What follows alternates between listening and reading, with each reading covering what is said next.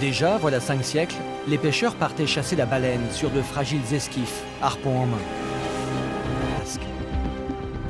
Ici, l'on aime repousser les limites du possible.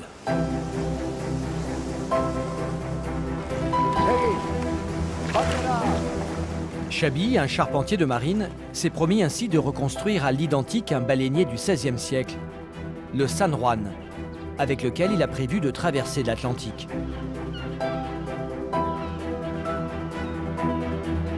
Le San Juan, pour moi, c'est le projet de ma vie. Ça m'a donné beaucoup de cauchemars, mais en fait, c'est quand même un moment de fierté. Une folle entreprise qui mobilise les Basques espagnols, fiers de faire revivre la grande histoire de leurs marins. Une histoire tombée dans l'oubli.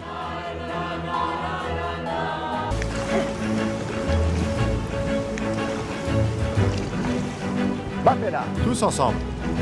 Segui. Allez, allez, Segui. Batela. tous ensemble. Peter, métese. Attention aux rames. Arturo. Souquet ferme. Allez, acera. Monta una acera. De l'autre côté de la montagne, côté espagnol, près de San Sébastien, se joue une aventure encore plus ambitieuse. Une aventure dont l'enjeu est la redécouverte de la grande histoire maritime des Basques, longtemps oubliée. Et restez vigilants.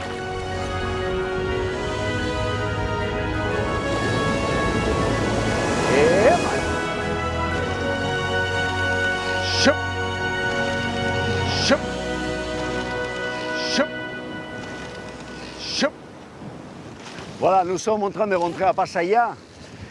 C'est le port historique de Saint-Sébastien, on est tout à côté. C'est une espèce de petit fjord qui a toujours permis l'accès à tous les bateaux par tout temps. Et au XVIe siècle et encore au XVIIIe siècle, était considéré le port le plus important de la côte basque. Batera. Et así borra, Chucune. Allez, vers tribord. Batera. Tous ensemble. Batera. Cette reconquête du passé maritime basque est portée par cet homme, Chabi Agoté, un charpentier de marine, un amoureux des gréements. Le fait que ce port soit aussi bien protégé, ça a permis le développement d'une entreprise maritime très importante où il y avait des très grands chantiers navals, il y avait une corderie monumentale, il y avait tout ce qu'il y avait besoin pour construire les meilleurs bateaux. Et du coup, au XVIe siècle, il y a plein de gros bateaux qui ont été construits ici pour la traversée de l'Atlantique. Voilà une trentaine d'années, Chabi, l'enfant de Pattaya, a fait un rêve. Un rêve qu'il partage depuis avec les habitants de sa région.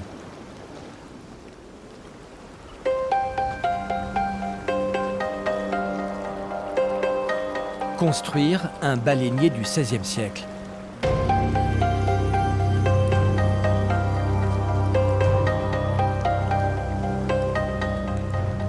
Le bateau mythique des pêcheurs basques qui allaient chasser au péril de leur vie la baleine au Canada, harpon en main. Le pari semblait inaccessible.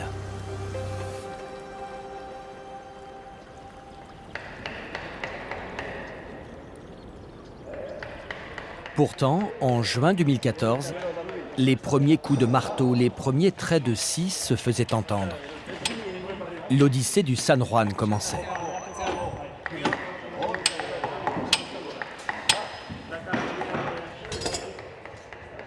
Et 2 ans plus tard, Bienvenue au San Juan.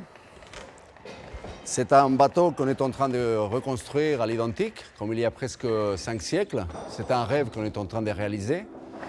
Et maintenant, nous sommes en train d'installer le 2e niveau.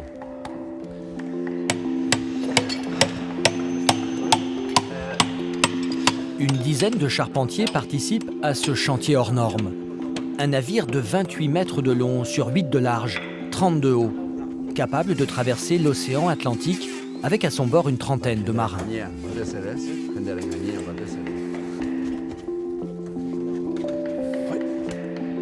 Si Chabi et ses amis ont la certitude d'arriver à leur fin, c'est qu'ils ont un modèle, grandeur nature.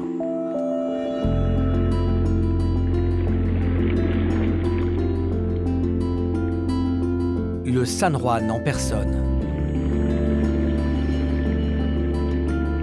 découvert par des archéologues en 1978 dans les eaux du Labrador, au Canada.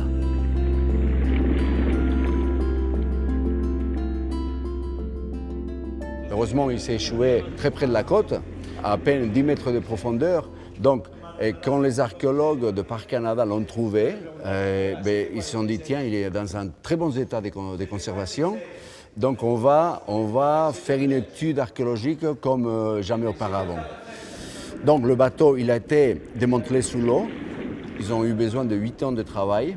Ils ont fait toutes sortes de dessins, ils ont pris des mesures. Enfin, nous savons exactement chaque pièce comme elle était façonnée. C'est grâce à ça que nous sommes en train de construire ce bateau en utilisant ce dossier fait par les archéologues. Et chaque pièce est reproduite telle qu'elle était. Un puzzle géant avec les techniques de l'époque. Il n'y a pas que le bateau qui est tel qu'il était, mais chaque joint, chaque élément, les matériaux sont les mêmes. Donc on est en train de passer pas mal de temps avec ces questions-là. Il faut aller se fournir de ces pièces en forêt. On ne va pas au magasin, c'est-à-dire qu'il faut aller avec les gabarits en forêt. Il faut qu'on aille chercher des chaînes qui ont la même forme que ces pièces-là.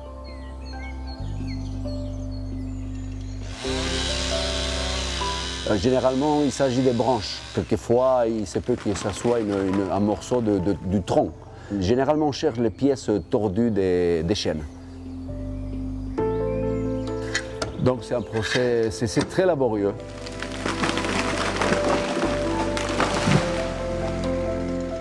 Ensuite, il y a beaucoup d'éléments comme le goudron. C'est un goudron qui est produit artisanalement dans la forêt.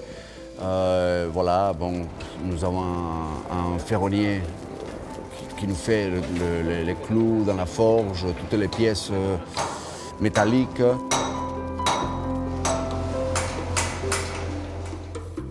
Même le chanvre, on est en train de le produire nous-mêmes pour en faire les cordages. Il faudra faire aussi les voiles. Voilà, c'est donc tout un univers artisanal qui s'est réunis autour du San Juan.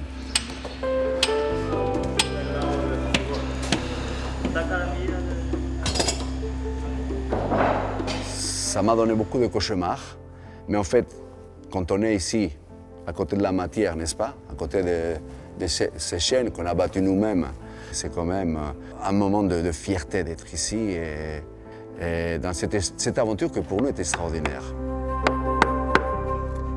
La construction du San Juan fait la fierté de tout le Pays basque, qui redécouvre ainsi ses racines.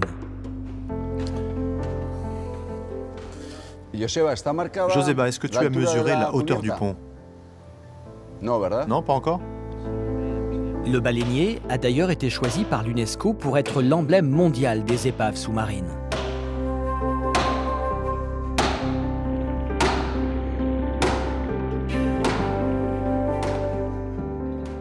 Le San Juan, pour moi, c'est le projet de ma vie.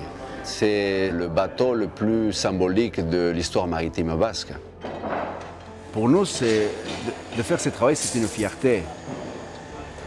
Les gens pensent qu'on est berger, que le Pays basque, c'est un peuple de paysans, c'est vrai, ils y sont. Ils font un travail, bien sûr, très intéressant, mais l'aspect maritime était beaucoup plus important et, par contre, cependant, il est très peu connu. Voilà. Pourquoi?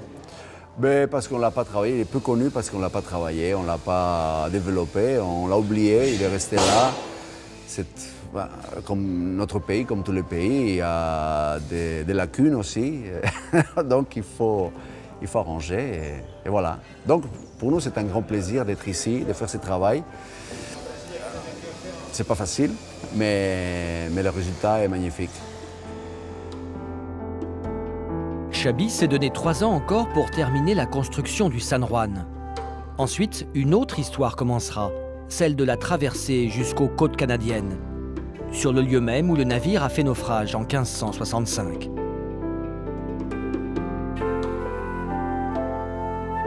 La route est encore longue avant d'imaginer traverser l'Atlantique. Mais déjà, dans quelques mois, pour préparer le grand voyage, Chabi a prévu d'aller au Canada. Et il a un secret espoir. Voir à son tour les baleines que ses ancêtres chassaient 5 siècles plus tôt.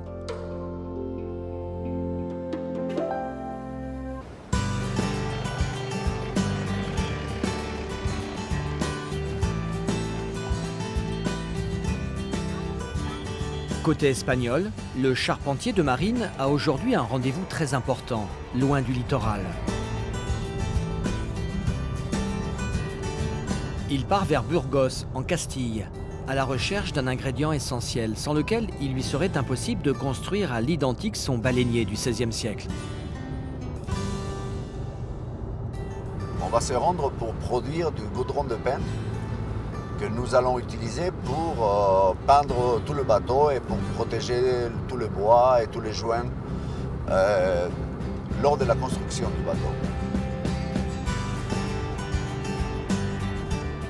Après 3 heures de route, Xabi arrive dans la forêt de Quintanar de la Sierra.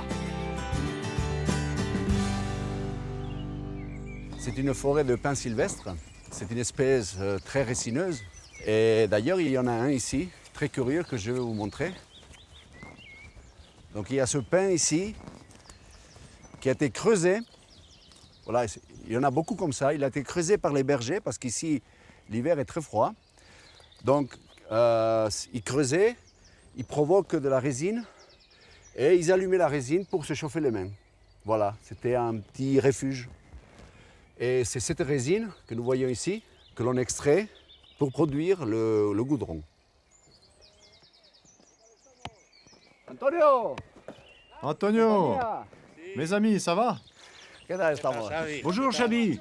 Je te présente Iban et Vicente. Avant, ils conduisaient des charrettes, maintenant ils sont bûcherons. Et donc voici le pin que nous avons choisi. On peut le couper maintenant. Il a beaucoup de résine celui-là? Oui, surtout à la cime. Et le reste du tronc pourra partir comme du bois de construction. Mais d'abord, on va le brûler. Dans le four. Oui, dans le four.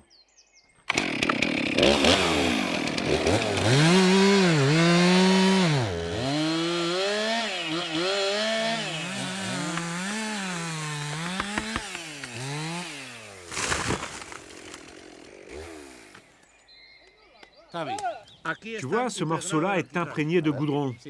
Fais sentir. Oh, quel odeur tiene, hein? Quelle odeur intense. Oui, c'est très concentré. On le sent même sur les doigts. Oui, c'est gras.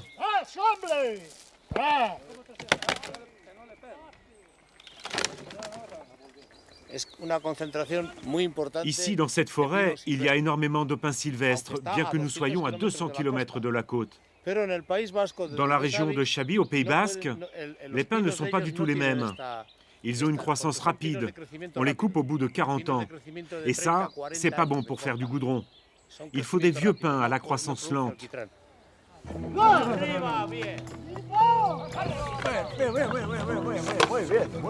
Muy bien. ¡Hostia! Venga, vamos, pa'lante. Vamos, pa'lante. Prochaine étape, la découpe.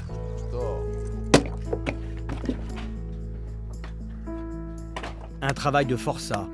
C'est cela aussi l'aventure du San Juan. La réunion entre gens de la terre et gens de la mer, comme autrefois. Des passionnés qui font renaître cette histoire oubliée. A ver, ¿qué tenemos aquí? Aquí tenemos un horno de agua. Esto es una temperatura... Está ya. Le feu brûle depuis 3 jours.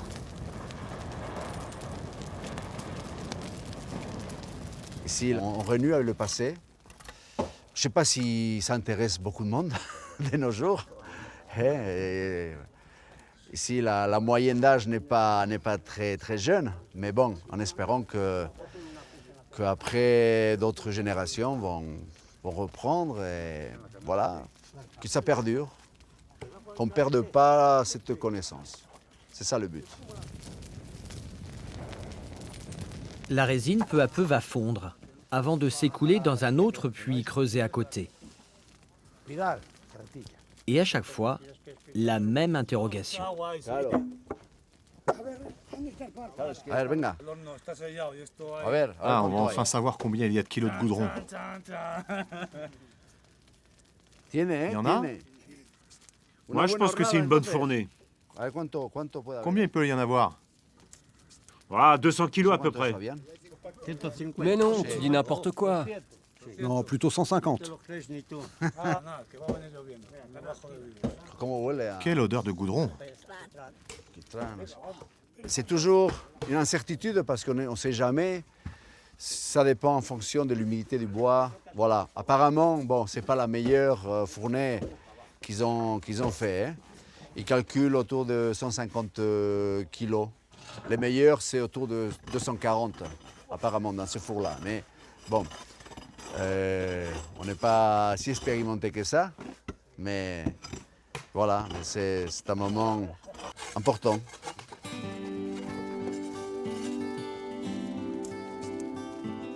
Pour nous, le fait d'utiliser ça, c'est le meilleur goudron qu'on puisse utiliser pour le San Juan.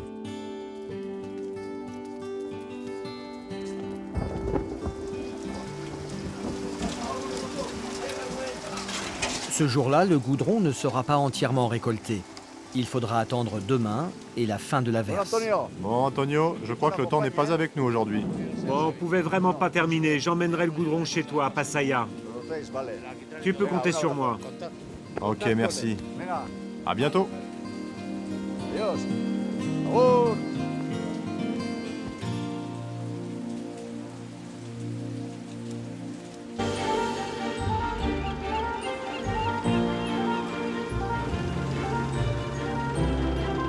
Béatrice, l'ardent défenseur des pêcheurs et des traditions maritimes basques, part retrouver, elle, ses cousins du Sud, en Espagne.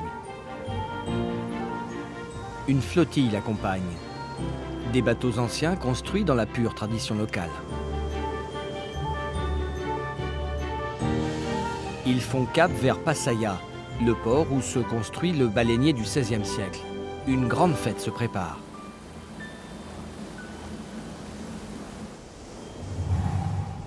Deux heures de navigation le long des côtes très découpées du littoral espagnol. Avant l'arrivée à Pattaya, le port historique de San Sébastien. Dans tout le Pays Basque, pour moi, c'est certainement l'une des plus belles entrées de port, protégée par la grande pierre, la falaise. Là. Et ça va être, vous allez voir, une entrée magnifique. Toute l'escadre d'un coup, là. Ce matin, les Basques du Nord retrouvent ceux du Sud. Salut Chabi, comment vas-tu? Bien, et vous? Tu reconnais Béatrice? Bonjour Chabi. Tu te souviens, on a déjà parlé par téléphone à propos du bateau. Avec Béatrice, on est dans la même, je sais pas comment dire, onde, dans wave. La vague, oui. On est dans la nouvelle vague du patrimoine. Béatrice et ses amis sont venus assister à la mise à l'eau d'une yole, une réplique du XVIIIe siècle, construite par Chabi et son équipe.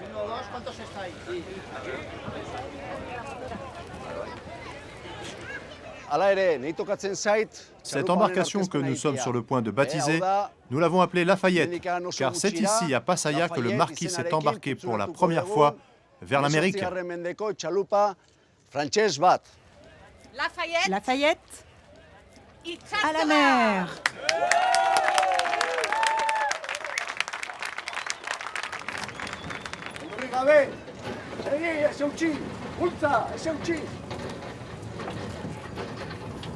Ouais, ça y est, c'est bon.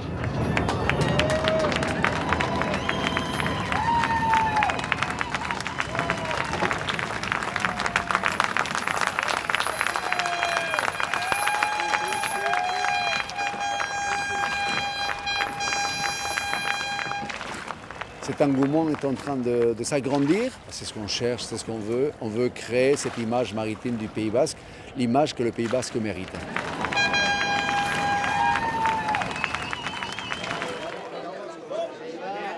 Si Béatrice est venue à Pattaya, c'est aussi bien sûr pour découvrir le San Juan. Waouh, waouh, waouh. C'est Lana. Bon voilà, le San Juan il est là. Et certains d'entre vous l'avaient déjà vu auparavant. Donc, l'avant du bateau va frôler la toiture, tandis qu'à l'arrière, il y a pas assez d'espace. Il nous faudra sortir le bateau à l'extérieur parce que la partie arrière dépassera d'1 mètre le toit. Voilà, donc dès que le San Juan sera à l'eau, ne me demandez pas encore quand, Mais bien sûr, ce bateau naviguera et je crois que son premier grand voyage, ça sera au Canada, certainement à Red Bay, pour reproduire ces mêmes voyages. La construction du bateau avance à grands pas.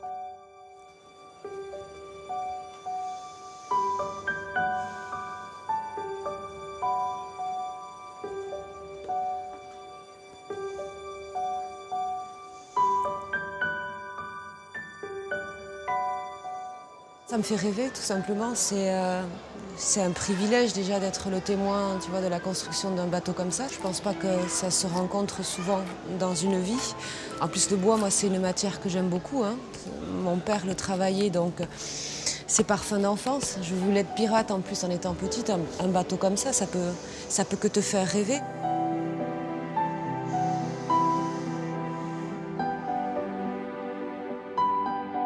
Il y a carrément une magie, ouais. Enfin, je veux dire, même sans être basque, je crois qu'on peut y être sensible. Il y a une odeur, il y a un bruit particulier, il y a un toucher. Le bois, c'est une sensualité particulière. Il y a tout ça, quoi. Donc, et puis je crois que quand on voit ça, on s'imagine déjà un petit peu sur l'eau, quoi. C'est plus que de l'émotion, ça vibre, quoi. Ça me fait vibrer. Voilà, moi, je suis heureuse d'être là aujourd'hui et d'avoir rencontré Chabi. Ouais.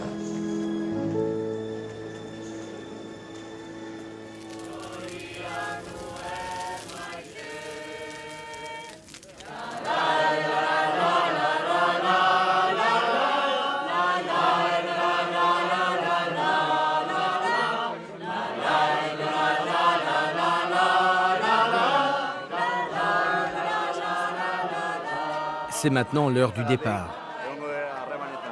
Béatrice s'est promis de revenir bientôt. Béatrice unie avec Chabi dans la sauvegarde du patrimoine maritime basque.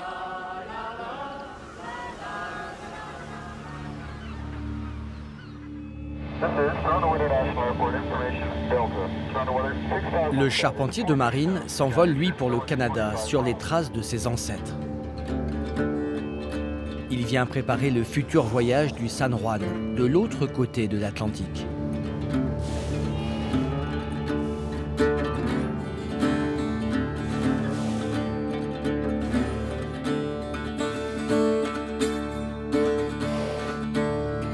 Sa destination est Red Bay, un petit port du Labrador qui a pour lui valeur de sanctuaire.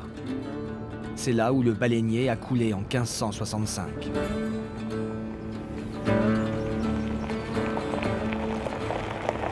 Chabi vient à Red Bay pour la deuxième fois. Cindy, comment ça va? Bien, et toi? Ah, c'est tellement sympa de se revoir. Comment vas-tu, Robert? Oui. Tu vas bien? Oui. Ça fait plaisir d'être ici de nouveau, à Red Bay. Cindy est la responsable de ce site, classé au patrimoine mondial de l'UNESCO en raison de la présence des restes du San Juan dans la baie.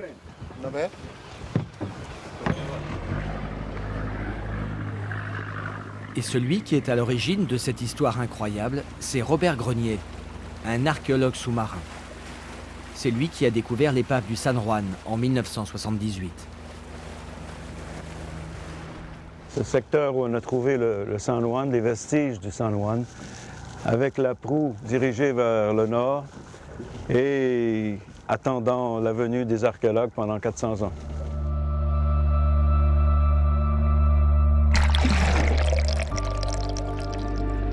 Quand je suis descendu dans l'eau cet après-midi-là, là, ça a été un moment inoubliable dans ma carrière. Parce que, en m'approchant du fond, je voyais qu'il y avait des formes très ténues, mais de planchettes alignées les unes contre les autres. Et en utilisant ma main pour dégager la vase, pour dégager le sable, je me suis aperçu que c'était des douves de barrique. Et en enlevant mon gant dans cette eau à 0 degré Celsius, j'ai eu ce plaisir fantastique de découvrir qu'il y avait un dépôt de graisseux dans ces débris de barrique et que c'était possiblement, probablement, de l'huile de baleine.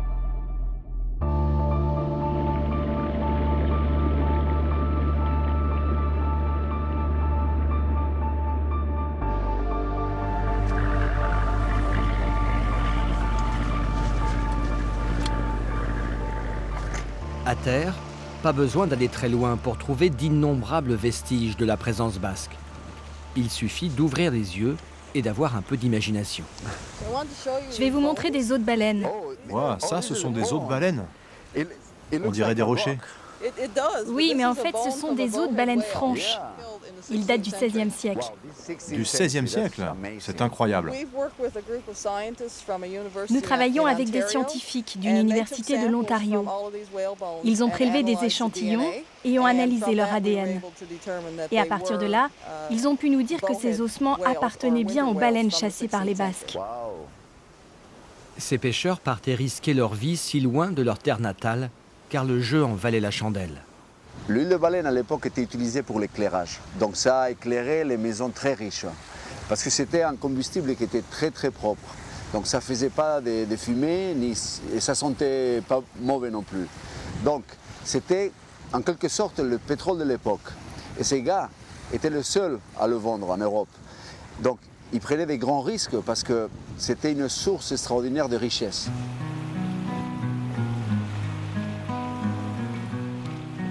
En pleine saison de pêche, 2000 personnes résidaient sur ce bout de caillou, un chiffre considérable. San Sébastien, la grande capitale basque, comptait, elle, à l'époque, 5000 habitants. Ici, les pêcheurs basques avaient installé leur four. Il y en avait 3. Vous pouvez encore voir les trous dans le sol. Regardez ici, il y en avait un. Là, un autre. Et là, le 3e. La baie accueillait des dizaines de galions. La campagne de chasse à la baleine durait 6 mois. Alors, le navire était ancré pas loin d'ici et les gens pouvaient alors dépasser une baleine qui était amenée au bord. Et là, on découpait ces grandes lanières de graisse très épaisses, très lourdes, c'était épouvantable. Et là, pour les remonter sur le rivage, les roches plates comme on voit là-bas et un petit peu ici, étaient vraiment un avantage.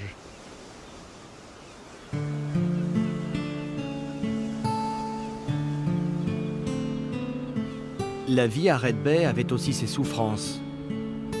Parfois, le terrible froid hivernal piégeait les marins et leurs bateaux. Leurs corps sont enterrés à l'extrémité de l'île. Des sépultures sans nom. Ces gens, ce n'étaient pas des conquérants, mais pour nous, ce sont un peu comme des héros anonymes parce que c'était ces gens-là qui ont amené la richesse chez nous, en Pays Basque. Au XVIe siècle, ils ont bâti beaucoup d'églises, de bâtiments, il y avait beaucoup d'argent, il y avait beaucoup de prospérité. Cette prospérité est arrivée de la mer. Ce sont ces gens-là, ces pêcheurs anonymes, qui ont amené cette richesse chez nous, la prospérité, voilà. Donc, moi j'aimerais beaucoup rendre hommage à ces marins qui sont ici. On pourrait même organiser une messe, sachant qu'ils étaient très croyants. Donc voilà, il faudra faire quelque chose.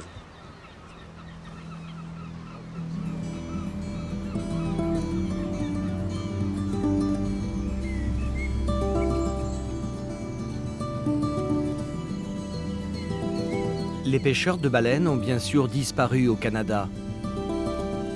Mais les cétacés, eux, sont toujours là. Chaby ne pouvait retourner au pays sans les voir.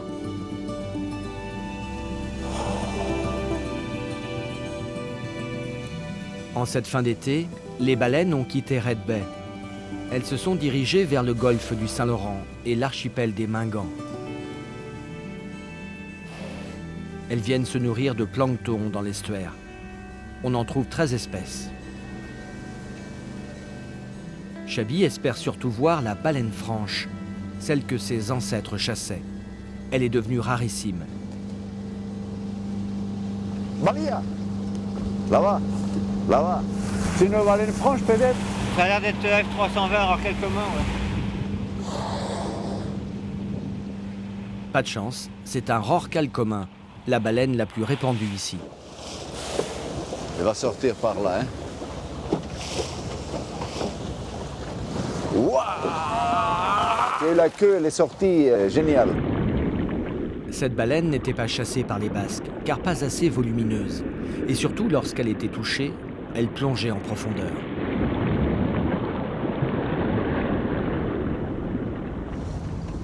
Les océanographes qui accompagnent Chaby ont repéré voilà quelques jours la fameuse baleine franche dans cette zone.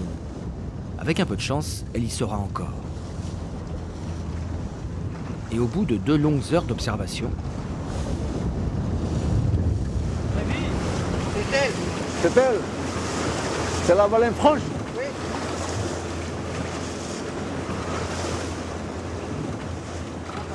C'est une espèce en voie de disparition, donc on y va très doucement, Ouais. pas trop proche. Donc c'est la seule baleine franche qui est dans le secteur, n'est-ce pas, en ce C'est la seule moment? qu'on ait vue.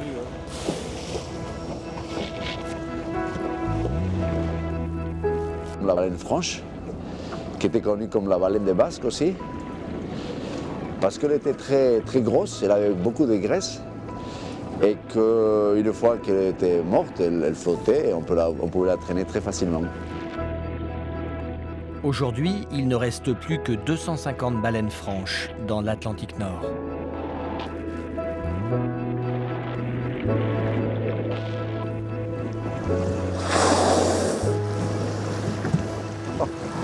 Oh.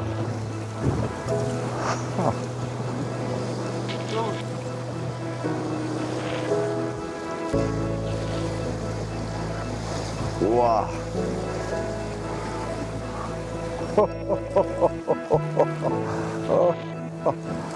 Oh.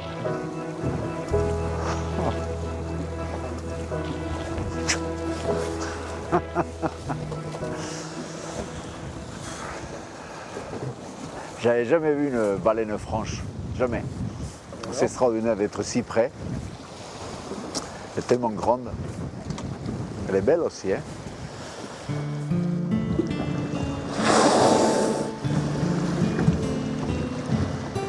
Ça donne envie de revenir. Donc on reviendra le San Juan. À travers la construction du San Juan, Chaby fait renaître la grande histoire de ces marins basques qui repoussaient les limites du possible grâce à leur courage et leur force. 5 siècles plus tard, ce courage et cette force sont plus que jamais vivants au Pays Basque.